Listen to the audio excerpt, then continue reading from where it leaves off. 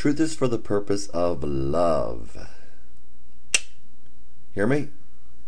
Truth is for the purpose of love. If you say you're telling someone the truth, and it's not for the purpose of love, then you're not telling someone the truth, because the truth is there for love. Now, my name is Mark Brandon Harris. That is my full name. That is my accurate name. That is my name. We got Sabado here. This is the May 29th, 2010. Hi.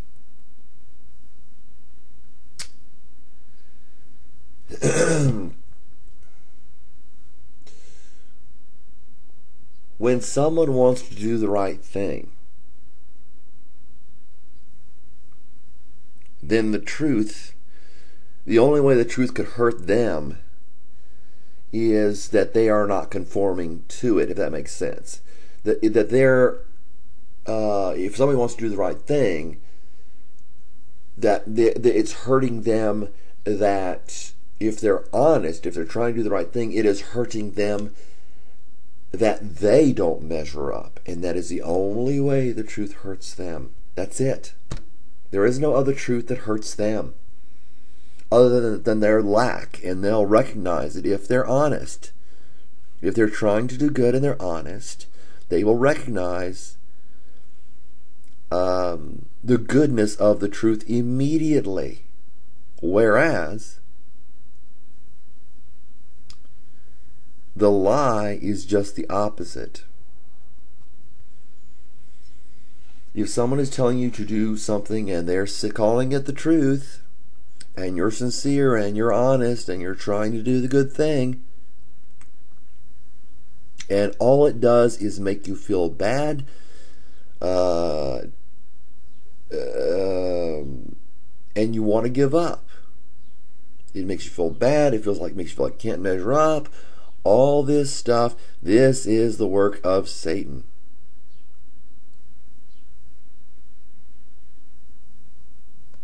Don't call it God. If the one who is working upon your conscience through the agency of what somebody said, if somebody says something, put it this way, if somebody says something and that is injurious to you, and it makes you feel disappointed with yourself, it makes you feel discouraged, it makes you feel like you can't measure up and you should just give up and all is lost, that is not of God by very definition. Okay?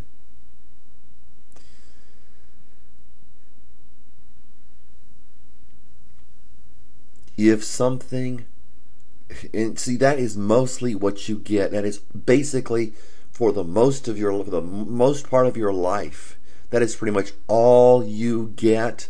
Boom, boom, boom. Go to work. Go around other people, and you get that. You'll leave, and I'm not trying to knock TV or television or radio or anything like that.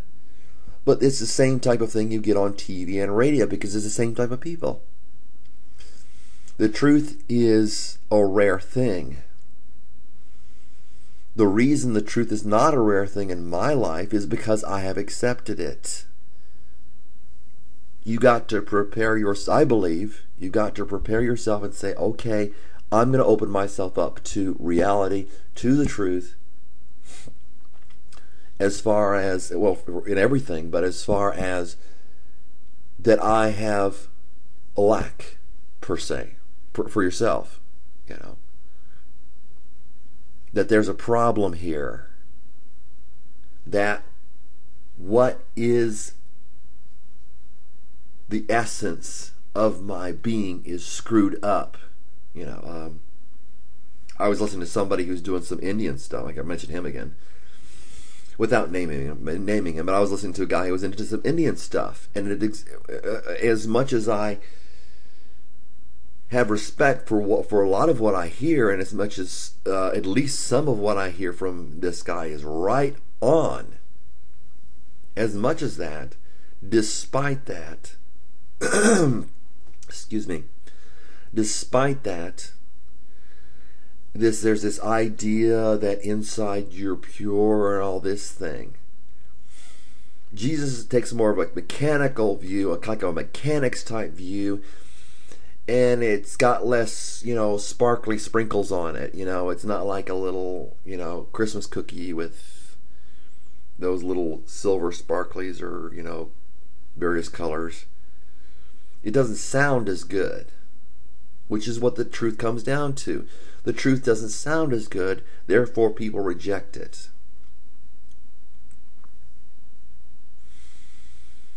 Somehow it's a lot more digestible, this condemnation, than is the truth. That people have turned this into some message of God, so-called. And it is not. Listen to what you got. If you keep getting what you got, it ain't the truth. Because that is the soup du jour of YouTube. Compare that with your life. That is, that matches up with your life. And I mean, not you, what you do, but the people around you, what they do and what they say.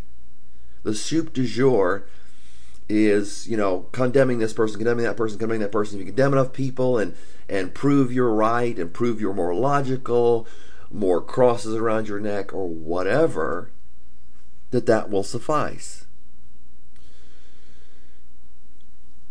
The truth is negative to those who will not change their behavior, i.e., the majority of humanity. But Paul said, for those of us who are being saved, the wisdom of God and the power of God. Paul said, Jews seek for a miracle. Jews seek for a sign. Greeks seek for wisdom. But we preach Christ crucified, a stumbling block to the Jews. And Paul said that because the Jews were coming at it from a certain perspective. And to Greeks, foolishness. But to those of us who are being saved, the wisdom of God and the power of God. Referring to, I think, both the miracles the Jews desired, the power of God, and the wisdom the Greeks desired, rejected. Because somehow the truth doesn't go down smoothly. And it makes us say we've got to change. Whereas squabbling back and forth, and I've had my fill of this, and I'm not saying on YouTube, I've had my fill of this right here in Indiana, where I unfortunately reside at the moment. It ain't heaven, let's put it that way.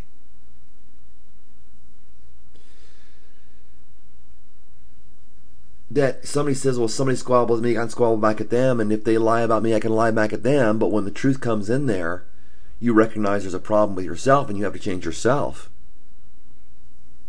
And that seems difficult, and it's impossible for somebody who's not willing to do the right thing.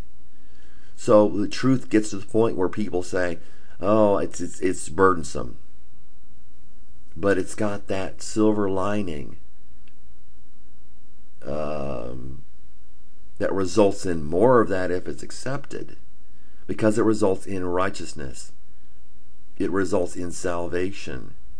Acknowledging where you are provides you with salvation, because then you can see, then you're accepting what is good.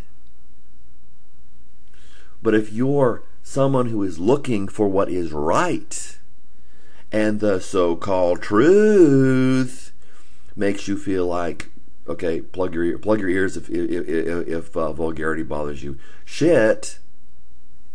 Then it ain't the truth. If it makes you disparage, if it makes you all, I mean, not to say that people won't say things that this, you really shouldn't do this and this is bad and all that stuff.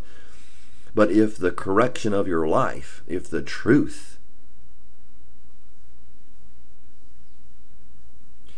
comes to you as in its realization as an honest, sincere person in this respect. If it comes to you as anything other than good and fresh and new and revitalizing, then you're not talking about the truth. However, if it does, then you are. You can put crosses around your neck. You can dress like Benny Hinn. I don't know why that guy dresses so ridiculously. Of course, I do not watch the man.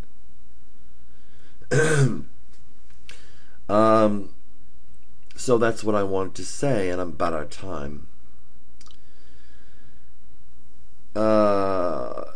Tie this up here. I guess that's about it. This is the insane orangutan, which because of the truth and because of righteousness is so considered. God bless you.